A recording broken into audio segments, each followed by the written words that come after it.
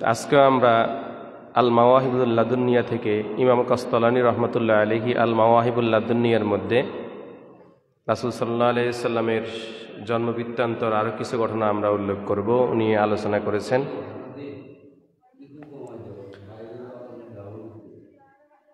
ইমাম বাইহাকি রহমতুল্লাহ আলাইহি তিনি হাদিসটা উল্লেখ করেছেন।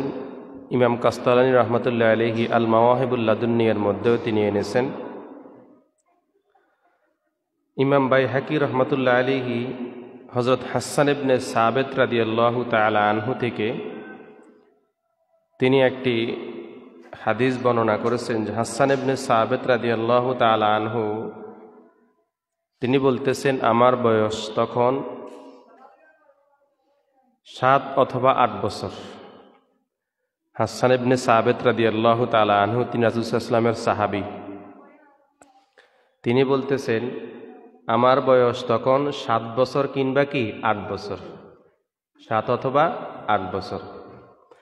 আমি 7 অথবা 8 বছর বয়সে আমার স্মরণশক্তি খুব ভালো ছিল। স্মরণশক্তি কী ছিল? ভালো ছিল। আমি যেখানে যেটা শুনতে পেতাম, যেটা দেখতে পেতাম, সেটা আমি অনুধাবন করতে পারতাম, আমি মুখস্থ করে নিতে পারতাম। তো হাসান ইবনে সাবিত রাদিয়াল্লাহু তাআলা আনহু বলতেছেন, আল্লাহ রাসূল সাল্লাল্লাহু আলাইহি সাল্লাম যেদিন দুনিয়াতে আগমন করেছেন, ওই সময় আমার বয়স ছিল 7 অথবা কি 8 বছর। তখন নবীজি দুনিয়াতে আগমন করতেছেন যে সময়। তো হাসান ইবনে সাবিত রাদিয়াল্লাহু তাআলা আনহু বলতেছেন, আমি দেখলাম একদিন এক সকালে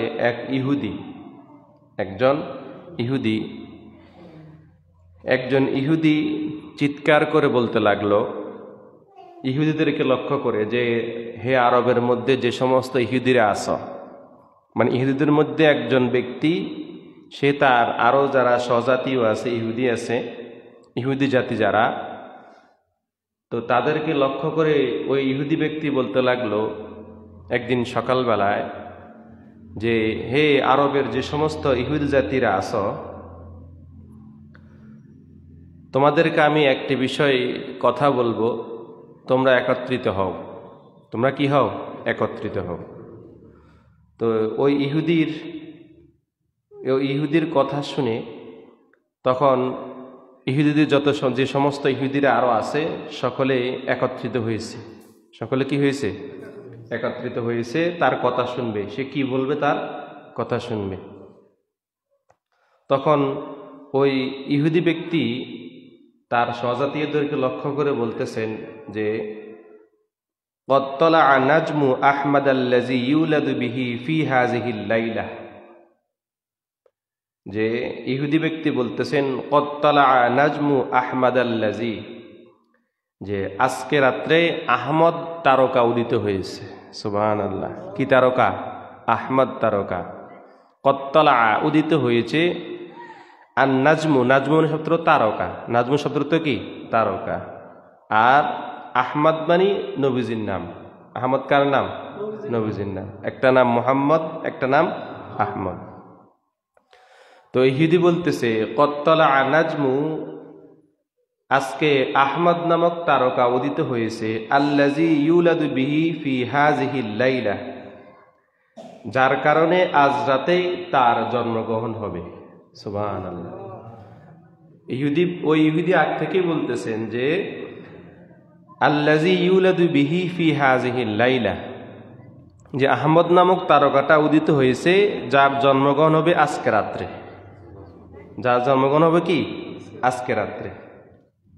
এটা ইহুদি ওই তার স্বজাতীয় যারা আরো আছে তাদেরকে ডেকে এনে এই কথাটা তারা কি সংবাদ দিলেন? নবীজির কথা। কার কথা? নবীজির কথা সংবাদ দিলেন। আম্মা আয়েশা রাদিয়াল্লাহু তাআলা আনহা তিনি আরেকটি হাদিস বর্ণনা করতেছেন।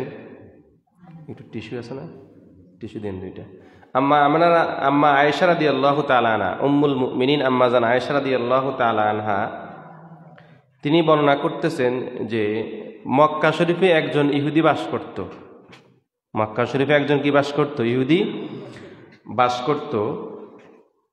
তো যে রাত্রে রাসূল সাল্লাল্লাহু আলাইহি সাল্লাম দুনিয়াতে আগমন করেছেন, যে রাত্রে রাসূল সাল্লাল্লাহু আলাইহি সাল্লাম কি দুনিয়াতে আগমন করেছেন,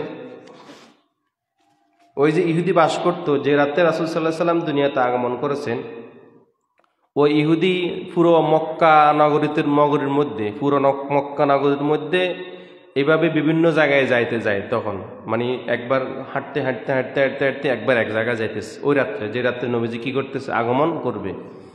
ওই রাত্রে ওই ইহুদি ব্যক্তিটা মক্কা নগরীর একবার এক জায়গায় যায় কি করতেছে, হাঁটতেছে আর চিৎকার করে বলতেছে, কি বলতেছে, হেই কুরাইশ জাতি, যারা মক্কা নগরী, যারা কুরাইশ জাতি, আজকে রাত্রে তোমাদের মধ্যে একজন শিশুর জন্মগ্রহণ হয়েছে কি? কুরাইশদেরকে বলতেছেন যে আজকে রাত্রে তোমাদের মধ্যে একজন শিশুর কি জন্মগ্রহণ হয়েছে? ইহুদি বলতেছে। তখন ওই কুরাইশরা বলল, আমাদের সেটা জানা নাই, আমাদের সেটা কি জানা নাই। তো তখন ওই ইহুদি বলতেছে, যেহেতু তোমরা জানো না, শুনো আমি বলতেছি, উলিদাল লাইলাতা নাবিয়্যু হাযিহিল উম্মাহ, যে তোমরা যেহেতু জানো না তাহলে আমার থেকে তোমরা জেনে নাও, উলিদাল লাইলাতা নাবিয়্যু হাযিহিল উম্মাহ, আজ রাতে উম্মতের নবী দুনিয়াতে আগমন করেছে। আজ রাতে উম্মতের নবী দুনিয়াতে কি করেছে, আগমন করেছে। ওই ইহুদি লোকটা বলতেছে পুরানো মক্কা নগরীতে। এবং তোমরা এই যে আমি যে বললাম, এর আলামতটা কি, এটা সত্য হবে কিভাবে?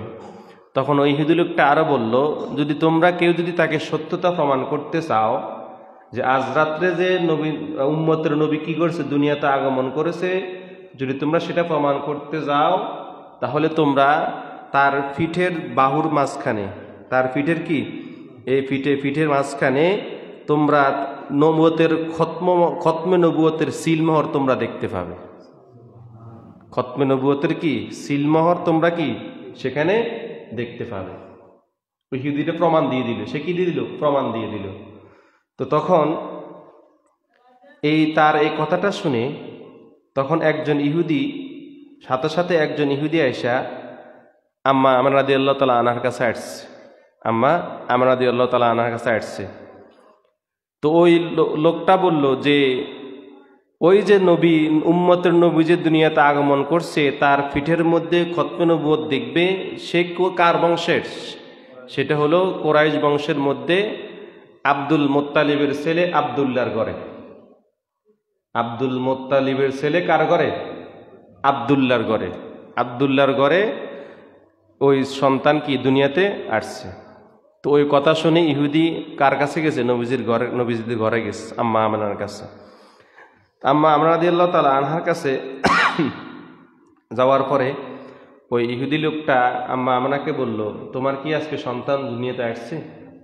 তখন আমর রাদিয়াল্লাহু তাআলা আনহা বললেন, হ্যাঁ, আমার সন্তান দুনিয়াতে কি করছে? আগমন করছে। দেখি একটু দেখাও দেখি। তখন ওই ইহুদি লোকটা রাসূল সাল্লাল্লাহু আলাইহি সাল্লামকে যখন দেখতে যাইয়া যখন পিঠের দিকে তাকালেন, দেখলেন রাসূল সাল্লাল্লাহু আলাইহি সাল্লামের পিঠের মধ্যে নবুয়তের সিলমোহর রয়েছে। রাসূল সাল্লাল্লাহু আলাইহি সাল্লামের পিঠের মধ্যে নবুয়তের কি রয়েছে? সিলমোহর। এক স্পষ্ট চকচক চকচক করে নূরের মতো, আলোর মতো চমকাচ্ছে। নবুয়তের কি সিলমোহর রয়েছে। কথা বুঝেছেন এখন? এরপর আসেন, এই যে রাসূল সাল্লাল্লাহু আলাইহি সাল্লামের আগমনকে উদ্দেশ্য করে আরো কিছু আশ্চর্য ঘটনা ঘটেছে। কি আশ্চর্য ঘটনা? মাওয়াহিবুল লাদুনিয়ার মধ্যে ইমাম কাসসানী রাহমাতুল্লাহি আলাইহি আলো বলতেছেন, যখন রাসূল সাল্লাল্লাহু আলাইহি সাল্লামের আগমন হলো, এই আগমনের হওয়ার কারণে রোম পারস্য সম্রাটের রাজপ্রাসাদটা হঠাৎ করে কম্পন শুরু হয়ে গেল। কি শুরু হয়ে গেল?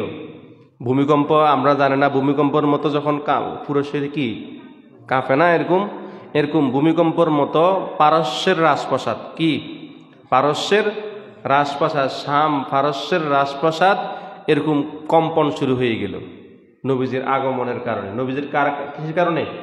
আগমনের কারণে। এবং শুধু তাই না, পারস্য সম্রাটের রাজপ্রাসাদের 14টি গম্বুজ ছিল। কয়টি? পারস্য সম্রাটের রাজপ্রাসাদে 14টা গম্বুজ ছিল। 14টা। কয়টা? 14টা গম্বুজ ছিল। এই 14টা গম্বুজ সাথে সাথে ভেঙ্গে চুরমার হয়ে পড়ে গেছে।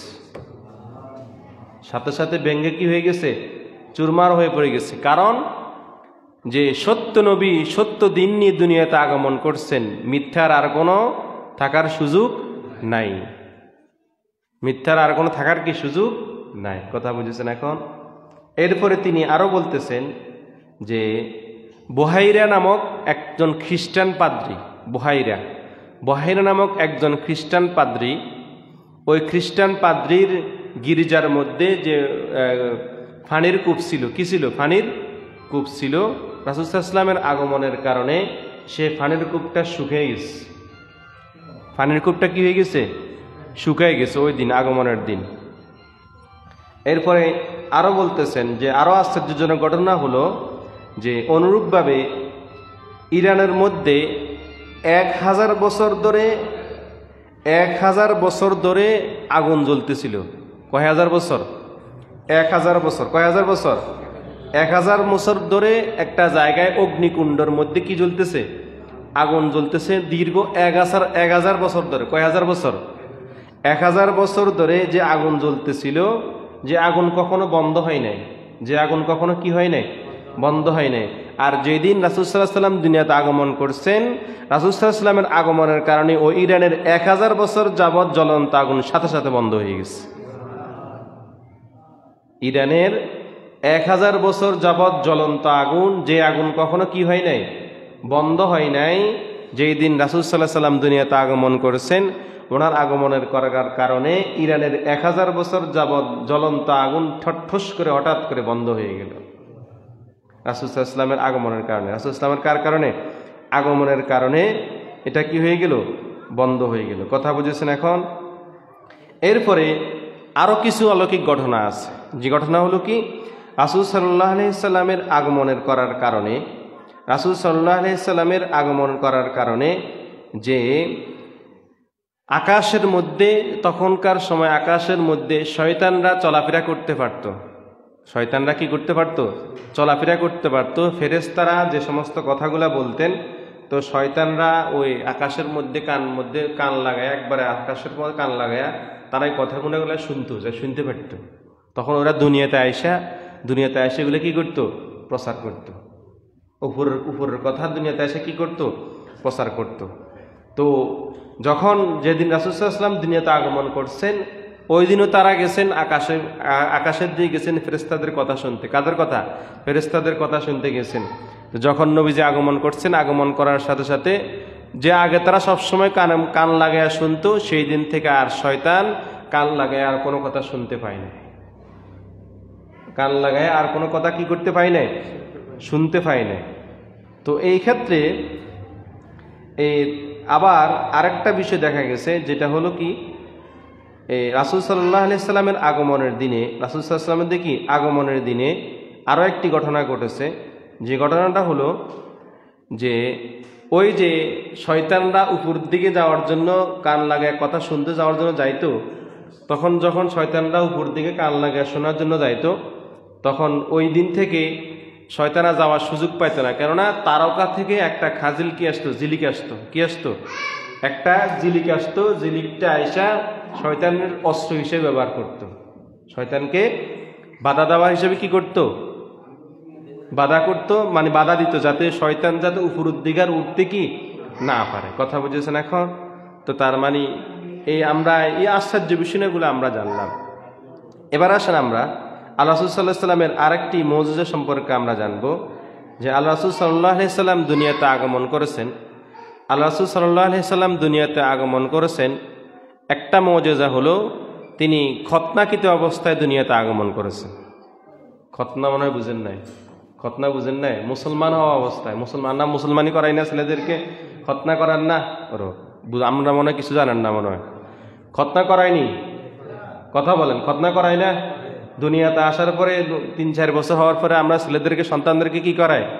এটা আমরা স্বাভাবিক মুসলমানি করি, মুসলমানি করাই। এটা কিন্তু মুসলমানি এটা কোনো শব্দ না, এটা হলো কি খতনা। এটা কি হাদিসের ভাষায় সুন্দর সুন্নতি নাম হলো কি খতনা।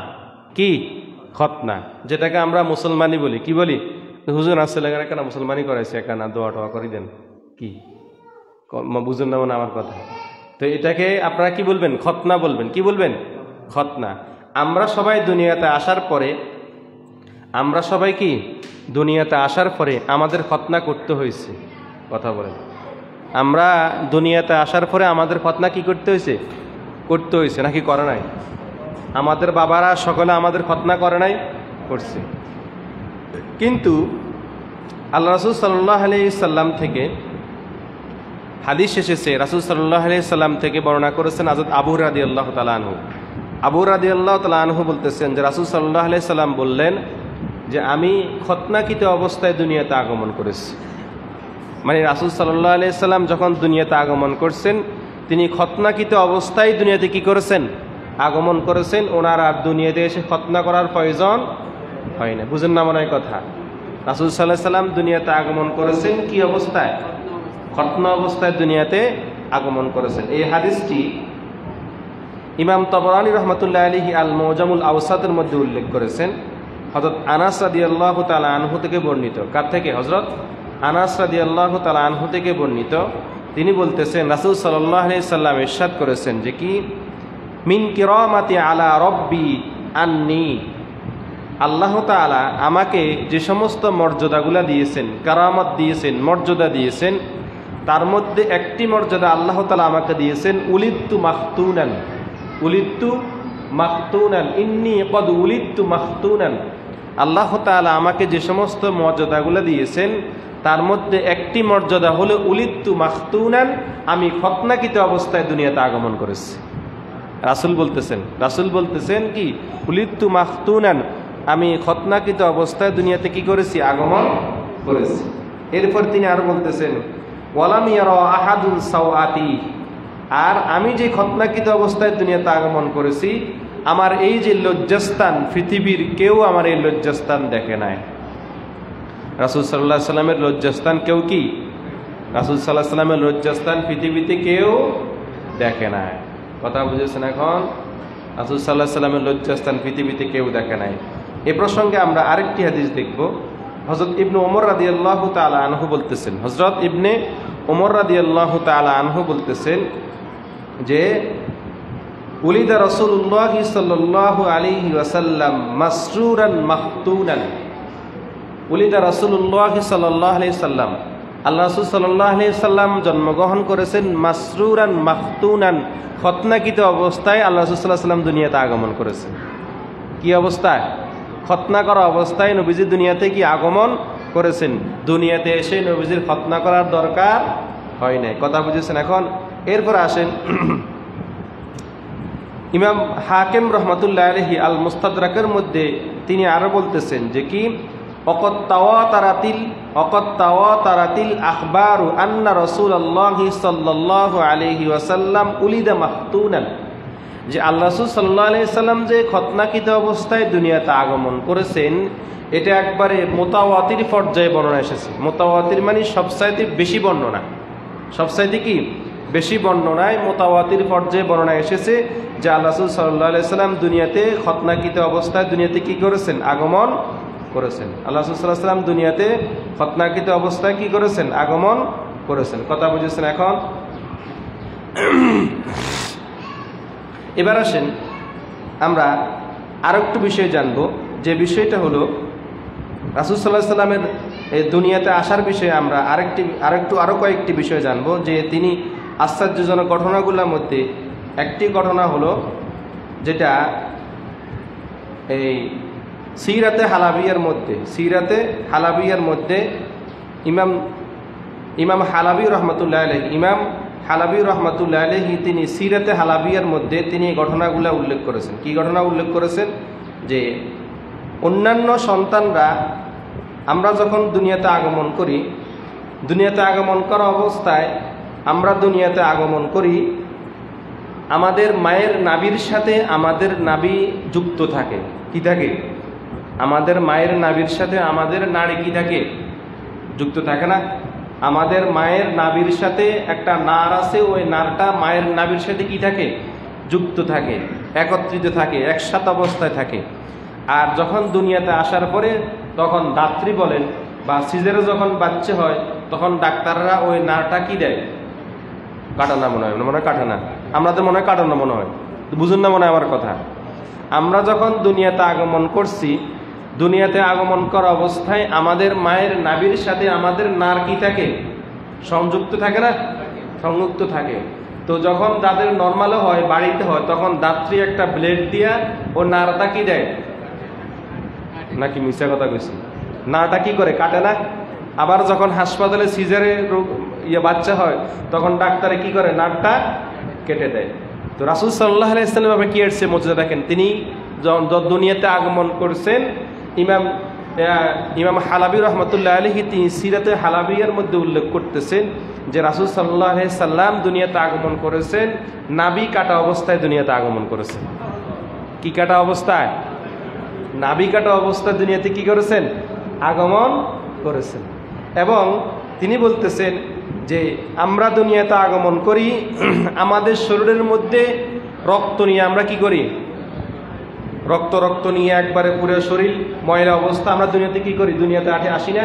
তখন দুনিয়াতে আসার পর আমাদেরকে সুন্দর করে গরম পানি দিয়া বা ঠান্ডা পানি দিয়ে আমাদের এই শরীর কি করা হয়? পরিষ্কার করা হয় নাকি হয় না? হয়েছে না? তো আমরা দুনিয়াতে আগমন করি, আমরা দুনিয়াতে জন্মগ্রহণ করি, আমাদের জন্মগ্রহণ হয় দুনিয়াতে রক্ত মাখা অবস্থায়, ময়লাযুক্ত অবস্থায় দুনিয়াতে আসি। আর আল্লাহ রাসূল সাল্লাল্লাহু আলাইহি সাল্লাম দুনিয়াতে আগমন করেছেন একবারে ফাঁকসাফ অবস্থায় দুনিয়াতে আগমন করেছেন। কোনো প্রকার রক্ত, কোনো প্রকার ময়লা ওনার শরীরের মধ্যে ছিল না।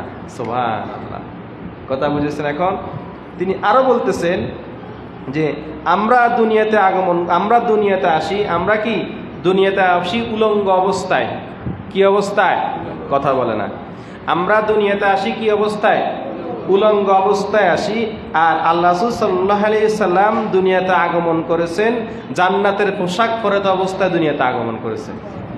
জান্নাতের পোশাক পরা অবস্থায় তিনি কি করেছেন? দুনিয়াতে আগমন করেছেন। যেটা লেবাস, এটা লেবাস ছিল রাসূল সাল্লাল্লাহু আলাইহি সাল্লামের গায়ের উপর দিয়া, এটা লেবাস ছিল। এটা আর আল্লাহর হুকুম, কার হুকুমে?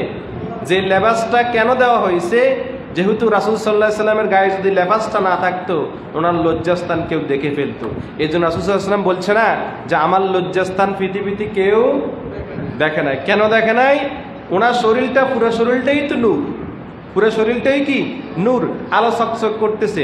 আবার যদি গায়ে পোশাক না থাকতো, উলঙ্গ অবস্থায় হতো, নাউজুবিল্লাহ মিন যালিক, তাহলে তো হয়তো দেখা গেছে লজ্জাস্থানকে হয়তো দেখেও ফেলতে পারতো।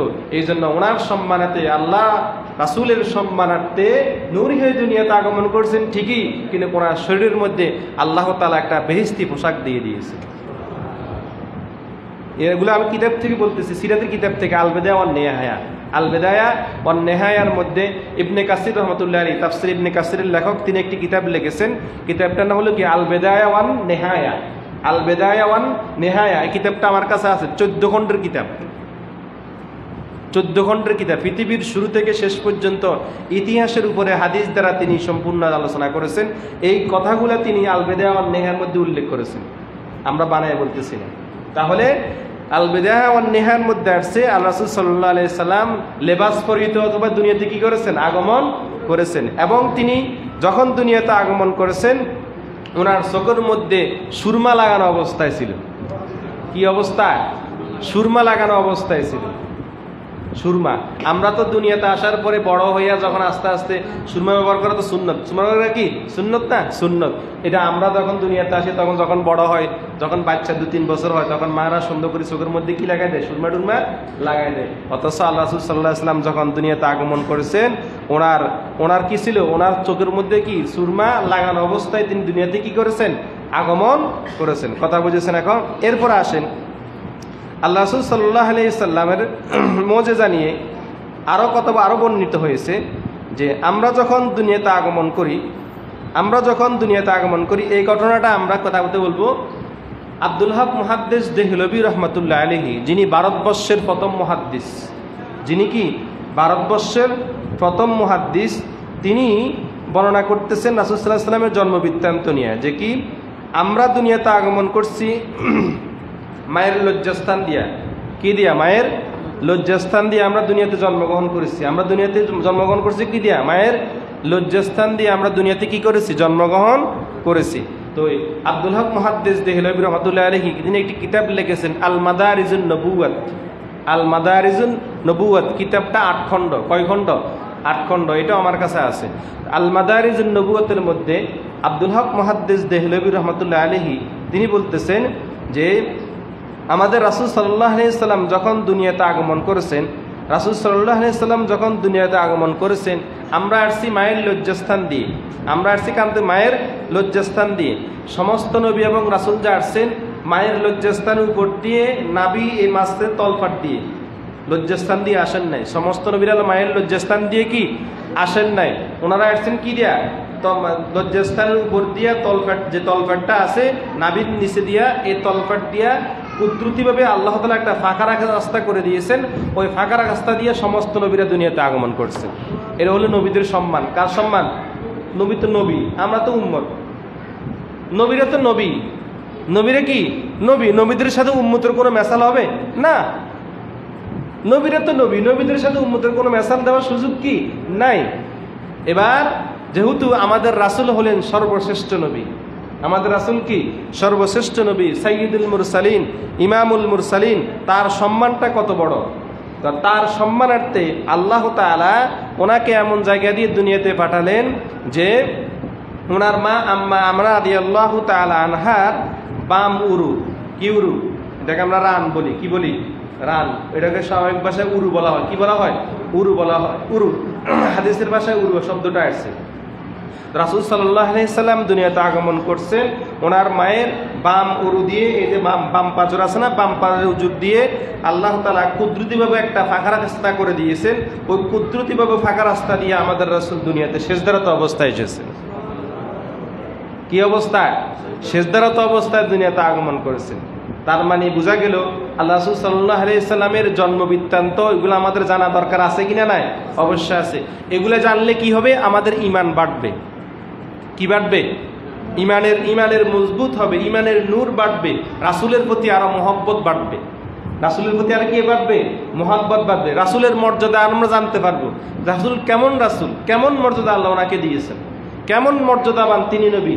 এই যে 4টা জুমা আমরা এগুলো আলোচনা করতেছি, এই আলোচনাগুলো আমরা এই জন্য করতেছি রাসূলের শান মান, রাসূলের কি শান মান, রাসূলের মর্যাদা, রাসূল কেমন, রাসূল কেমন নবী আল্লাহ তাআলা আমাদেরকে দিয়েছেন, কেমন রাসূল আমাদের আল্লাহ তাআলা দিয়েছেন। যেই রাসূলের যেই জন্ম বৃত্তান্তগুলো আমরা জানলে রাসূলের প্রতি আমাদের ঈমানের বৃদ্ধি আরো কি বাড়বে, রাসূলের প্রতি আমাদের ঈমানের আরো কি বৃদ্ধি বাড়বে।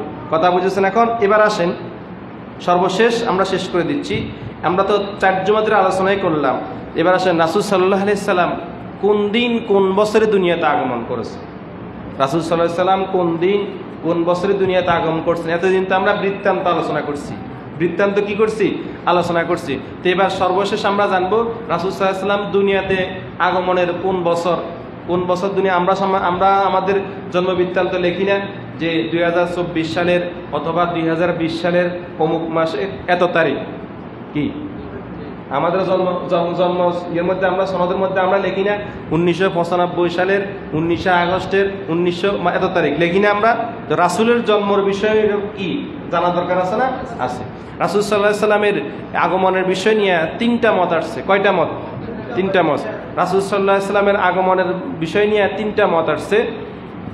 যে রাসূল সাল্লাল্লাহু আলাইহি সাল্লাম যেই বছর আগমন করেছেন ওই বছরটা হলো হস্তি বছর। কি বছর?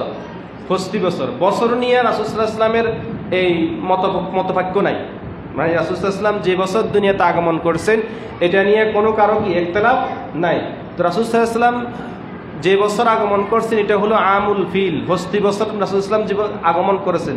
যে বছর বাদশাহ আব্রাহা কাবা শরীফ ধ্বংস করার জন্য গিয়েছিল হাতি নিয়ে। কি নিয়ে? হাতি নিয়ে। এই জন্য সেটা কি বলা? হস্তি বছর বলা হয়। কেউ বলেছেন রাসূল সাল্লাল্লাহু আলাইহি সাল্লাম এই বাদশাহ আব্রাহা যখন কাবা শরীফ ইয়ে করেছেন, ধ্বংসের জন্য গিয়েছেন, ওই ঘটনার 50 দিনের পর, ওই ঘটনার কয়দিন পর? 50 দিন পর নবীজি দুনিয়াতে আসছেন। আবার কেউ কেউ বলেছেন ওই হস্তি বাহিনীর হস্তি ঘটনার 55 দিন পর। কয়দিন পর? তার মানে কেউ বলেছেন 50 দিন পর, কেউ বলেছেন 55 দিন, কেউ বলেছেন 50 দিন পর, কেউ বলেছেন কোন দিন? 55 দিন পর নবীজি দুনিয়াতে আগমন করছেন। সেটা হলো হস্তি বছর। কোন বছর? হস্তি বছর। তার মানে বছরের মধ্যে আমরা এই ইখতিলাফ পাই নাই, শুধু 50 দিন আর 55 দিন এটা পাইছি আমরা। বুঝছেন? এবার আসেন রাসূল সাল্লাল্লাহু আলাইহি সাল্লাম কোন মাস আগমন করছেন। রাসূল সাল্লাল্লাহু আলাইহি সাল্লাম কোন মাসে আগমন করেছেন? কেউ বলেছেন রাসূল সাল্লাল্লাহু আলাইহি সাল্লাম রজব মাসে আগমন করেছেন। কোন মাসে? রজব মাসে। সংক্ষেপে বলতেছি, এখানে বিস্তারিত বলার সুযোগ নেই, এখন সময় নেই। কেউ বলেছেন রাসূল সাল্লাল্লাহু আলাইহি সাল্লাম রজব মাসে কি করেছেন? আগমন করেছেন। আবার কেউ বলেছেন রাসূল সাল্লাল্লাহু আলাইহি সাল্লাম রমজান মাসে আগমন করেছেন। কোন মাসে? রমজান মাসে আগমন করেছেন। তো এখানে দুইটা মত আসছে। তো ইমাম কাস্তালানী রহমতুল্লাহ আলাইহি তিনি আল মাওয়াহিবুল লাদুনিয়ার মধ্যে বলতেছেন যে যদি আমরা মনে করি যে রাসূল সাল্লাল্লাহু আলাইহি সাল্লাম রমজান মাসে আগমন করছেন, তাহলে এই ক্ষেত্রে রাসূল সাল্লাল্লাহু আলাইহি সাল্লামের সম্মান আর থাকলো না। কি সম্মান থাকলো না? যেহেতু রমজান মাসটা এমনিতে রোজার কারণে সম্মান, বুঝুন না মনে হয় কথা। রমজান মাসটা এমনিতে রোজার কারণে কি সম্মানিত। ওই রমজান মাসের মধ্যে শবে কদরও আছে, আছে না? আছে। তো তার মানে বোঝা গেল উনি এই মতটা গ্রহণ করেন নাই। এটা মতামত আসছে, এটা আমরা ফালাই দেওয়ার সুযোগ কি নাই, মানছি। কিন্তু কাস্তালানী বলতেছেন যে না, যে রাসূল যেহেতু রমজান মাসে আসেন, তাহলে তো ওনার স্পেশাল মর্যাদা কি থাকলো না। হ্যাঁ, এরপরে আবার কেউ বলতেছেন রাসূল সাল্লাল্লাহু আলাইহি সাল্লাম রজব মাসে আসছেন। কোন মাসে? রজব মাসে আসছেন। রজব মাসের এটা স্পেশাল মর্যাদা কি? রজব মাসে আল্লাহ রাসূল সাল্লাল্লাহু আলাইহি সাল্লাম মেরাজে গিয়েছেন। রজব মাসে রাসূল কি গিয়েছেন? মেরাজে গিয়েছেন। তো তার মানে বোঝা গেল মেরাজের একটা কি আছে, মর্যাদা আছে। তার মানে উনি বলতেছেন যে না, এটাও কি ঠিক ইখতিলাফ। উনি বলতেছেন না, এটাও আমার পক্ষে এটা মানা সম্ভব না। তো এবার তিনি বলতেছেন যে রাসূল সাল্লাল্লাহু আলাইহি সাল্লাম সর্বসম্মতিক্রমে সবচাইতে মাশহুর মত হলো, সহিহ মত হলো রাসূল সাল্লাল্লাহু আলাইহি সাল্লাম রবিউল আউয়াল মাসে আগমন করেছেন। কোন মাসে? রবিউল আউয়াল মাসে আগমন করেছেন। যেহেতু রবিউল আউয়াল মাসে স্পেশাল কোনো মর্যাদার দিন কি নাই, স্পেশাল কোনো মর্যাদার দিন নাই। তো যেহেতু রবিউল আউয়াল মাসে রাসূল সাল্লাল্লাহু আলাইহি দুনিয়াতে আগমন করছেন, রাসূল সাল্লাল্লাহু আলাইহি ওয়াসাল্লামের আগমনের কারণে রবিউল আউয়াল মাস সম্মানিত হয়ে গেছে। রাসূল সাল্লাল্লাহু আলাইহি ওয়াসাল্লামের আগমন কারণে কি সম্মানিত হয়েছে? রবিউল আউয়াল মাস সম্মানিত হয়ে গেছে। এবার আসেন রাসূল সাল্লাল্লাহু আলাইহি সাল্লামের আগমনের তারিখ কোন তারিখে নবীজি জন্মগ্রহণ করেছেন? তিনটা মত আসছে। কয়টা মত? তিনটা মত আসছে। কেউ বলেছেন 10 তারিখ রবিউল আউয়াল মাসের। কয় তারিখ? 10 তারিখ। কেউ বলেছেন রবিউল আউয়াল মাসের 8 তারিখ। কয় তারিখ? 8 তারিখ। আবার কেউ বলেছেন রবিউল আউয়াল মাসের 12 তারিখ। কয় তারিখ? 12 তারিখ। তাহলে 8, 10, 12। 8, 10, 12 এগুলো আমি হাদিস থেকেই বলতেছি, বানায় বলতেছি না। 8, 10, 12 সংক্ষেপে বলতেছি আর কি। 8, 10, 12। তার মানে আমরা তিনটা মত পাইলাম তারিখ নিয়ে। কয়টা মত? তিনটা মত পাইলাম 8 তারিখ, 10 তারিখ, 12 তারিখ। এবার আসেন দিন নিয়া। কি নিয়া? দিন নিয়া। কোন দিন নবীজি জন্মগ্রহণ করেছেন? রাসূল সাল্লাল্লাহু আলাইহি ওয়াসাল্লাম জন্মগ্রহণ করেছেন সোমবার। কি বার? সোমবার। দিন নিয়ে কারো কোনো ইখতিলাফ নাই, দিন নিয়ে কারো কোনো মত নাই। সোমবার নবীজি দুনিয়াতে আগমন করেছেন। তাহলে আবার অনেকে এবার আমরা প্রশ্ন করতে পারি, যেহেতু তিনি রহমাতাল লিল আলামিন, তিনি কি রহমাতাল লিল আলামিন, তো আদম আলাইহিস সালামকে আল্লাহ তাআলা জুমার দিনে সৃষ্টি করেছেন। কিসের দিনে? জুমার দিনে সৃষ্টি করেছেন। তার মানে জুমার দিনে আলাদা একটা স্পেশাল মর্যাদা হলো। আদম আলাইহিস সালামকে যেহেতু আল্লাহ তাআলা সৃষ্টি করেছেন বিদায়, এই জন্য জুমার দিনের মর্যাদা কি বেড়ে গেছে। জুমার দিনের মর্যাদা কি বেড়ে গেছে। তার মানে এটা আদম আলাইহিস সালামের মর্যাদার কারণে জুমার দিনকে মর্যাদা কি হয়ে গেল? বেড়ে গেল। আর এবার আল্লাহ তাআলা চিন্তা করলেন, যেহেতু জুমার দিনে একটা আলাদা মর্যাদা আছে, ওই দিন আমি আল্লাহকে, আমার নবীকে কি পাঠাবো না। এই জন্য আল্লাহ তাআলা সপ্তাহের মধ্যবর্তী দিন এটা হলো সোমবার। কি বার? সোমবার, যেটা মধ্যস্থ দিন। ওই দিনে আল্লাহ তাআলা আমাদের রাসূলকে পাঠাইছেন। ওই রাসূল আসার কারণে সোমবারের দিনের মর্যাদা বেড়ে গেছে। কিসের দিন? সপ্তাহের মাঝে কেন পাঠালেন? আবার নবীজি সবুজ সাবেকের সময় কেন আসলেন? কারণ কি? কারণও আছে। যখন আল্লাহ তাআলা রাসূলকে দুনিয়াতে পাঠাচ্ছেন, পাঠানোর সময় দিনসমূহ আল্লাহ তাআলার কাছে সুপারিশ করতেছে, আল্লাহ তুমি তোমার হাবিবকে দুনিয়াতে পাঠাবা। শনিবার বলতেছে তুমি আমি দিনের মাধ্যমে পাঠাও, রবিবার বলতেছে তুমি আমি দিনের মাধ্যমে পাঠাও। এইভাবে সাপ্তাহিক দিনগুলা আল্লাহ তাআলার কাছে আরজি পেশ করতেছে। আল্লাহ তাআলার কাছে কি করতেছে? আরজি পেশ করতেছে। সমস্ত দিন বলতেছে আমি দিনের মাধ্যমে পাঠাও। কেননা পাঠাইলে কি হবে? দিনের মর্যাদা কি বেড়ে যাবে। আবার এবার রাত বলতেছে আল্লাহ তুমি আমার রাতের মাধ্যমে পাঠাও। পাঠালে কি হবে? রাতের মর্যাদা বেড়ে যাবে। দিন বলতেছে আল্লাহ তুমি তোমার হাবিবকে দিনের মাধ্যমে পাঠাও। পাঠালে কি হবে? দিনের মর্যাদা বেড়ে যাবে। আল্লাহ কেমন রহমানুর রহিম দেখেন, রহমাতাল লিল আলামিনকে পাঠাচ্ছেন আল্লাহ তাআলা। দেখেন শনিবারও না, রবিবারও না, মাসের সপ্তাহের মধ্যমতম দিন সোমবারের দিন আল্লাহ তাআলা পাঠাই দিয়া পুরো সপ্তাহকে সম্মানিত করেছেন। মধ্যম দিনে। কোন দিনে? মধ্যম দিনে। আবার রাত্রেও ফাটান নাই, দিনেও ফাটান নাই। শবে সাদিক ফজরের সময় ফাটাইছেন, দিনেও না, রাত্রেও না, মধ্যবর্তী ফাটায় রাতকেও খুশি করছেন, দিনকেও খুশি করে দিচ্ছেন। রাত্রেও খুশি করে দিচ্ছেন, দিনকেও কি করে দিয়েছেন? খুশি করে দিয়েছেন। কথা বুঝেছেন? এখন তার মানে বোঝা গেল রাসূল সাল্লাল্লাহু আলাইহি সাল্লামের মর্যাদা কি অনেক বেশি। এবার আসেন সর্বশেষ আমরা শেষ করে দিচ্ছি, যেটা হলো কি আল্লাহ রাসূল সাল্লাল্লাহু আলাইহি সাল্লাম যে আমরা বলে থাকি 12 রবিউল আউয়াল দুনিয়াতে আগমন করছেন, 12 রবিউল আউয়াল কি দুনিয়াতে আগমন করছেন, এটা আমরা বেশি জোর দিয়ে থাকি। কেননা এটার প্রসঙ্গে সবচাইতে অধিক মত আসছে, অধিক কি মত আসছে, মাশহুর মত আসছে কোন তারিখ? 12 রবিউল আউয়াল সোমবার মতামত আসছে। আমি সংক্ষেপে বলে দিচ্ছি, আমরা 10 তারিখও মানে নিয়েছি, 8 তারিখও কি মানে নিয়েছি, সমস্যা নাই, তারিখ নিয়ে কোনো মারামারি করার সুযোগ কি নাই, কিন্তু মাস তো একটা, বুঝেন না? না, তারিখ নিয়ে একতলাপ আছে কিন্তু মাসের মধ্যে কোনো কি একতলাপ নাই। রবিউল আউয়াল মাস কি একটা, ঠিকই আছে। তো এবার আসেন মাস একটা, কিন্তু অধিকাংশ আলেমরা, অধিকাংশ জমহুর আলেমরা মাশহুরভাবে বর্ণনা আসছে যে আল্লাহ রাসূল সাল্লাল্লাহু আলাইহি সাল্লাম 12 তারিখে আসছেন। কয় তারিখ? 12 তারিখে আসছেন। এই প্রসঙ্গে আমি একটা কথা বলে 1 মিনিট শেষ করে দিচ্ছি। আল বেদায়া ওয়ান নেহায়ার 3য় খণ্ড, আল বেদায়া ওয়ান নেহায়ার 3য় খণ্ডের মধ্যে হযরত জাবের রাদিয়াল্লাহু তাআলা আনহু এবং আব্বাস রাদিয়াল্লাহু তাআলা আনহু থেকে একটি হাদিস এনেছে। হাদিস আছে যে কি আন জাবির ওয়া ইবনে আব্বাস আন্নাহুমা ক্বাল উলিদা রাসূলুল্লাহ সাল্লাল্লাহু আলাইহি সাল্লাম আমাল ফিল ইয়াউমাল ইসনাইনি আস-সানি আশরা মিন শাহরি রবিউল আউয়াল। আল্লাহ রাসূল সাল্লাল্লাহু আলাইহি সাল্লাম হস্তি বছর, কিসের বছর? হস্তি বছরের রবিউল আউয়াল মাসের 12 তারিখে তিনি কি করেছেন? জন্মগ্রহণ করেছেন। ওয়াহাজা হুয়াল মাশহুর ইনদাল জমহুর। আর এই মতটাই হলো জমহুর আলেমদের মধ্যে অধিকাংশদের মত হলো কি 12 রবিউল আউয়াল। এই জন্য আমরা এটাকে আমরা গুরুত্ব দিয়ে থাকি। তাই বলে ওই আগের তারিখগুলো আমরা কি করি না, অবহেলা করার সুযোগ নাই। কথা বুঝেছেন? এখন এই হলো রাসূল সাল্লাল্লাহু আলাইহি সাল্লামের জন্মের তারিখ বিষয়। তো আমরা এই পূর্ণাঙ্গ রবিউল আউয়াল মাসটা 4টা জুমাতে আল্লাহ রাসূল সাল্লাল্লাহু আলাইহি সাল্লামের জন্ম বৃত্তান্ত নিয়ে আলোচনা করলাম। হাদিস থেকে বললাম, কোরআন থেকে বললাম। এই যে হাদিস থেকে বললাম নবীজির জন্ম বৃত্তান্ত, এটাকেই বলে মিলাদুন নবী। এটাকে কি বলে? মিলাদুন নবী। আরবিতে বলে মিলাদুন নবী, বাংলাতে বলে কি? জন্ম বৃত্তান্ত। কথা বুঝেছেন? এখন আল্লাহ তাআলা আমাদের সকলকে যেন রাসূল সাল্লাল্লাহু আলাইহি সাল্লামের এই যে জন্ম বৃত্তান্তের উপরে আমরা আলোচনা করলাম, এটার উপরে ঈমান আনার আরো বেশি মজবুত থাকার তৌফিক দান সকলে বলুন আমিন। যারা সুন্নাত পড়েন না, সেরা সুন্নাত পড়েন।